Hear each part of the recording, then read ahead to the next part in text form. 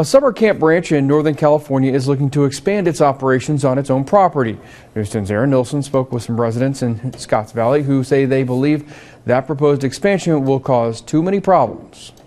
JH Ranch owns 350 acres in the Scott Valley. The camp currently operates on 79, but is looking to expand to nearly 200 acres. It's a pretty powerful experience to see a 13 or 14-year-old kid getting up in front of, a couple hundred people and not only tell them how much fun they're having, but how many troubles they were having before they came here. Learning more about the Great Commandment, and that's to love God and love others, and they use this through leadership abilities and things that they take them through here. JH Ranch employees Jerry and Bob say they love their jobs and for the positive influence the summer sessions have on the youth who attend.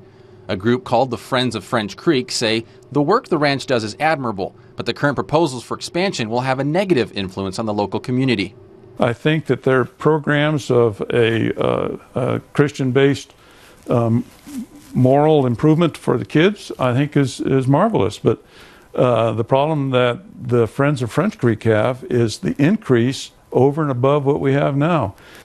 There are more than one residents that have given up their homes, have moved out of their homes, either temporarily or permanently, because they can no longer handle the impacts. People just pouring their hearts out about how negatively this proposal would affect their lives and how passionate they are that it's not been adequately studied and that the impacts are unacceptable.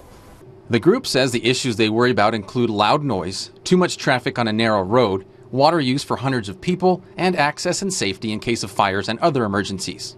Except for the power that we draw from the local utility, the majority of our utilities are self-sufficient. Co-director of JH Ranch, Rob Hayes-St Clair, says any expansion would not occur for another 15 to 20 years. Plus, he adds, about 1,700 guests come through the ranch during the entire summer, not all at one time. One two-week session usually has between 200 and 300 guests.